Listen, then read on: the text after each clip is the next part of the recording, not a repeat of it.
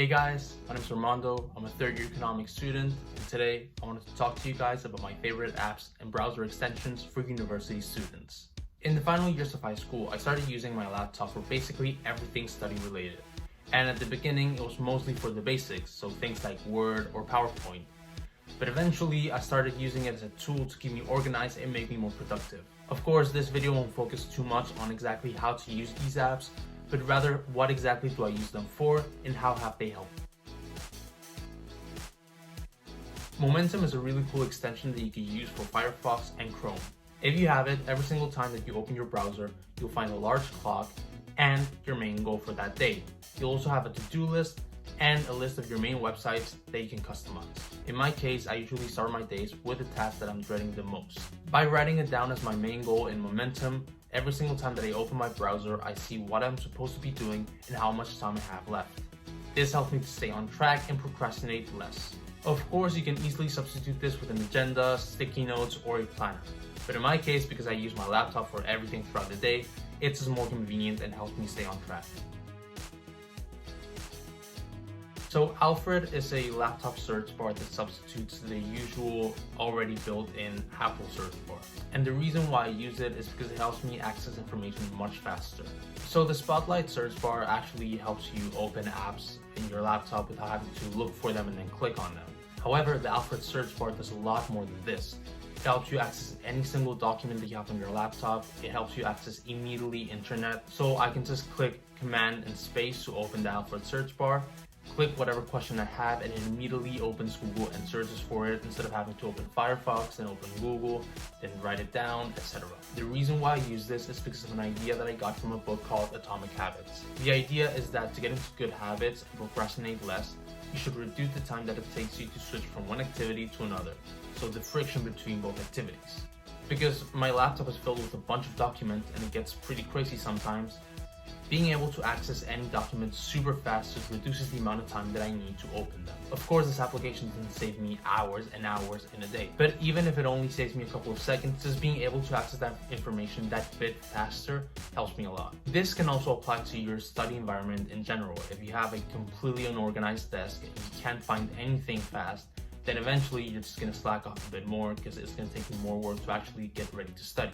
Whereas if you have everything nice and tidy, not only is it more pleasant for you to work there, but you can also get any sort of document or notebook or pen or whatever super quick and get your job done. Also, in the same way that I'm talking about making that information more accessible and reducing the time that it takes to switch from one activity to another, you can also reverse this and just increase the time that it takes you to go from one good activity to a really bad activity. So for example, if you don't want to procrastinate on social media, you can just delete it from your phone because it's going to take more time to actually go, download it, log in again into the app, and you can find yourself going into Instagram much less. Notion has honestly been a massive addition to my student life, mostly because before I didn't have any agendas or planners, and I also barely took notes because I didn't know exactly how to take them or how to make them clean. However, Notion helps me to do all of this and even more. Not only that, but the app looks super clean and it makes it really pleasant and comfortable for me to work with it. So for example, for my last two courses, I actually took all of my notes in Notion, and they ended up looking really clean and tidy and made it really comfortable for me to study with. I also have a master list and a to-do list of a bunch of deadlines I have to cover, which of course it's now empty because it's summer, but usually throughout the year it gets really crammed up. Before, I actually followed the deadlines by memory and ended up missing quite a bit. But now with Notion, I can actually stay on track with my deadlines and my assignments. Of course, you don't need Notion to do all of this. You can easily take notes with Word or physically, and you can also track your deadlines with an agenda or with Google Calendar. But for me specifically, having everything organized in one place and with a format that looks really nice and clean and pleasant to the eye, it helps me a lot to actually do these things and not slack off. I'd say that what I've learned from using Notion is that in order to actually be able to take notes and actually enjoy the process and not just dread it every single time that you do it, or to organize and keep all your deadlines in one place, you need to find a system that you're comfortable with and that you can really stick to. So of course, it's going to be trial and error until you find that system that fits you the best, which in my case, it ended up being this app. Having a video speed controller on your browser is a massive time saver, and especially now that with the pandemic, most of my lectures are pre-recorded online.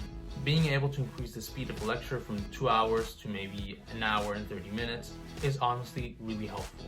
Mostly because I can save time while still being able to understand everything perfectly. What I'll usually do is that when I'm watching a lecture, I'll usually speed it up. And if there's any specific part that I'm struggling with, I'll just reduce the speed back to normal or even slow it down, which is honestly really helpful when it comes to mathematical calculations.